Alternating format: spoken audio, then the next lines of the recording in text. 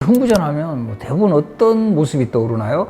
아마도 착한 흥부는 복을 받고 아주 그 마음씨 고약한 놀부는 벌을 받는다. 소위 권선징악 이야기, 놀부가 나중에 이제 흥부처럼 박을 타서 따라하다가 결국 호되게 당하는, 예전에 그 혹부리 영감 이야기 아시죠? 바로 그런 또 모습 기억하시는 분들도 있고, 또 정말 적극적인 학생들 중에는 나도 제비다리 한번 부러뜨려 볼까 라고 그런 생각했던 사람들도 있을 거예요.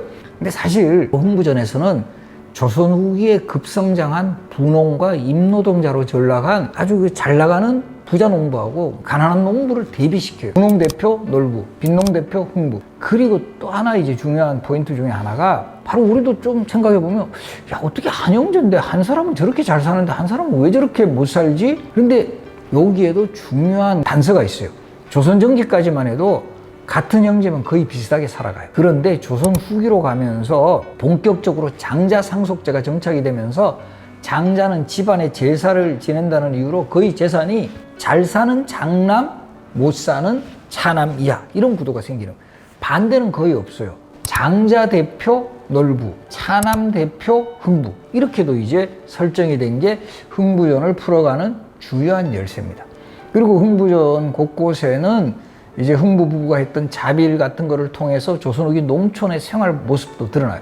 대표적으로 매품 파는 거잖아요. 흥부가 소설에서도 이제 대신 매를 맞고 막 돌아와서 부인이 속상해하는 그런 모습도 나오고, 또 이제 마지막 하이라이트 장면, 흥부가 박을 타는 장면에서는 온갖 귀중품과 풍성한 곡식이 등장하는 이런 모습을 통해서는 그 시대에 농민들이 가장 환호했던 이런 것들도 우리가 확인을 할 수가 있습니다.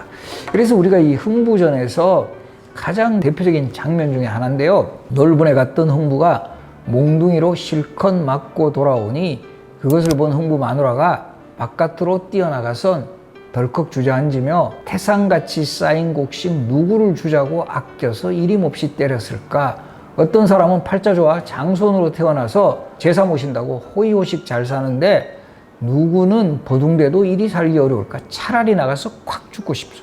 그러니까 여기서 포인트는 내가 억울해서 콱 죽고 싶다가 아니에요. 여기서 이 사회상 뭐냐 하면, 어떤 사람 팔자 좋아 장손으로 태어나서 선영제사 모신다고 호의호식 잘 사는데, 장자가 모든 재산을 상속하니까 저렇게 놀부는 형이라고 잘 사는데 우리는 정말 죽으라고 일해도 물려받은 재산이 없으니까 이렇게 못 산다. 그래서 흥부전을 풀어가는 데 있어서 이 장자 상속이 상당히 중요한 키워드가 됩니다. 놀부는 장손으로 제사를 모시기 때문에 정말 호의호식하고 사는데, 흥부 같은 차남은 더 이제 못 산다는 거죠. 그리고 이제 그 소설 속에서는 흥부가 또 못 사는 것을 더 강조하기 위해서 흥부는 또 자식도 되게 많아요. 그죠? 먹여 살릴 식솔들이 되게 많은, 너무 힘드는 그런 모습을 이제 그리고 있는데, 그래서 조선 후기로 들어가면서 아들이 우선이고, 조선 전기까지만 해도 아들, 딸도 별다른 구별이 없어서요, 차별이.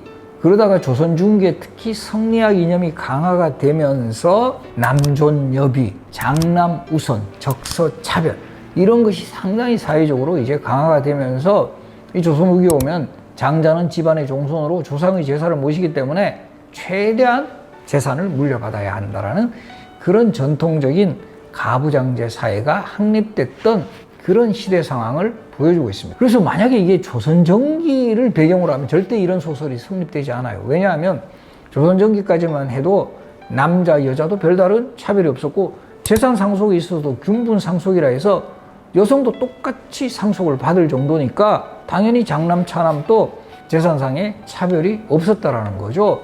그리고 조선의 법전인 경국대전의 형전 내용에 보면 적처의 소생일 경우 장자, 차자, 딸의 성부, 그러니까 장남도 구분 알고 차남도 구분 말고 딸도 구분 없이 모두에게 같은 양의 재산을 분배하고, 여기도 주목되죠. 이때는 장자가 무조건 제사 지내는 게 아니에요. 그 가운데 제사를 지내는 자식에게 한해서 상속분의 5분의 1을 더해준다. 그러니까 차남도 제사 지내면 그 사람이 더 재산을 더 상속을 받을 수 있다. 조선의 헌법에 규정이 되어 있다는 사실은 흔히 생각하는 조선시대 사회상하고는 많이 달라 있어요. 그러니까 조선 전기는 남녀의 차별이 거의 없었던 그런 시대 분위기를 우리가 확인할 수 있어요. 그리고 이제 흥부전 하면 좀 어릴 때 환호했던 게 흥부가 탐박에서 나오는 물건들인데, 주로 뭐 금은보화라든가 이런 것만 많이 나오는 걸로 우리가 기억을 하는데, 사실 찬찬히 훑어보면 죽은 사람을 살려내는 환원주, 소경눈을 뜨게 하는 개안주, 벙어리 말하게 하는 개언주를 비롯해서 불로초, 불사, 뭔가 그 시대에도 좀 오래 살고 싶어하는 그런 욕망을 담았고요. 각종 세관들과 책이 나와요. 이게 되게 주목되죠. 자기암롱, 삼층장, 동네반상, 안성유기, 이런 물품들과 더불어 동몽선습, 사략, 통감, 논어, 맹작. 이게 책이 나오는 게 되게 신기하지 않아요? 이 박 속에. 결과적으로 이게 암시하는 메시지가 뭐냐면, 농민들도 열심히 공부하면 신분 상승할 수 있다라는 이런 메시지를 전한 게 아닐까. 그래서 이 흥부전은, 역시 소설은 예나 지금이나 일단은 재밌어야 돼요. 일단 동물보건사라가 나오잖아요. 제비가 다쳤는데 치료를 해주니까 제비가 박씨를 물고 왔고, 그것을 심으니까 거기서 온갖 신기한 것들이 나왔다. 근데 이거를 이제 이 놀부는 고의로 제비다리를 부러뜨리는, 또 이런 이야기 보면 요거는 또 모방의 실패담, 우리 뭐 혹부리 영감 이야기에서도 이런 게 이제 나오고, 금도끼, 은도끼 이런 이야기 같은 데서도 나오고, 이런 선악 형제 이야기는 이 사실은 상당히 우리 예전에 전래 동화로부터 많이 나오는 이야기들이에요. 이런 내용들을 소설에 딱 반영을 시키다 보니까 이 사람들이 더 공감을 한다라는 거죠.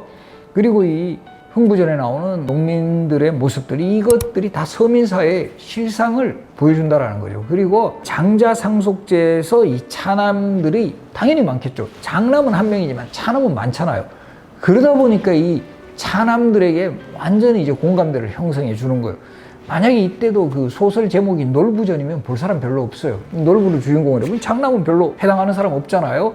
그리고 또 놀부는 또 다른 관점에서 보면 부농 대표예요. 잘 사는 농부의 대표고, 흥부는 또 못 사는 농민의 또 대표가 된다는 거죠. 이런 현상은 또 왜 일어나냐 하면, 이것도 마찬가지로 조선전기까지만 해도 비슷한 경작지가 있으면 거의 비슷비슷하게 살아가요. 그런데 후기로 갈수록 적극적인 농민들은 경작지를 확대해가지고 분홍이 되고, 다른 상업적 작물도 재배하면서, 그런 과정에서 가난한 농부들은 임노동자 또는 빈농으로 전락하다 보니까 분홍들이 아무래도 많이 생기다 보면 빈농들도 또 역시 생겨버리는 거예요.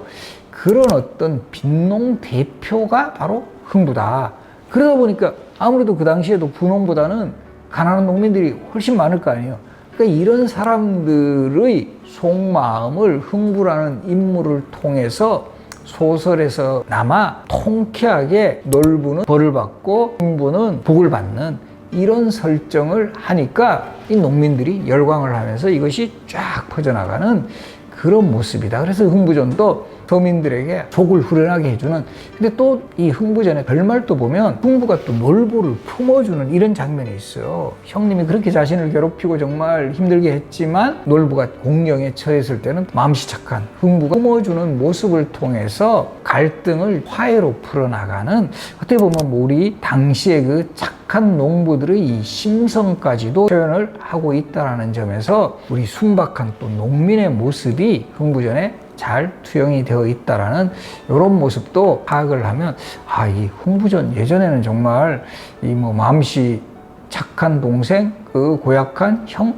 이런 구도로만 알았는데, 이 흥부전이 보여주는 모습들에는 여러 가지 요소가 담겨 있구나, 이렇게 이제 하면 훨씬 더 풍부하게 다가서죠. 또 어떻게 보면 흥부전은 오늘날에도 정말 힘든 삶 속에서 대박을 꿈꾸며 살아가는 사람들한테 또 하나의 희망이 되잖아요. 내가 이렇게 힘들지만 언젠가는 또 뭔가 나에게도 기회가 올 거야 라는 그런 믿음을 주는 소설이라는 점에서는 오늘날 우리들에게도 영원한 고전으로 자리하고 있는 소설이 바로 흥부전이다, 이렇게 말씀드릴 수가 있습니다.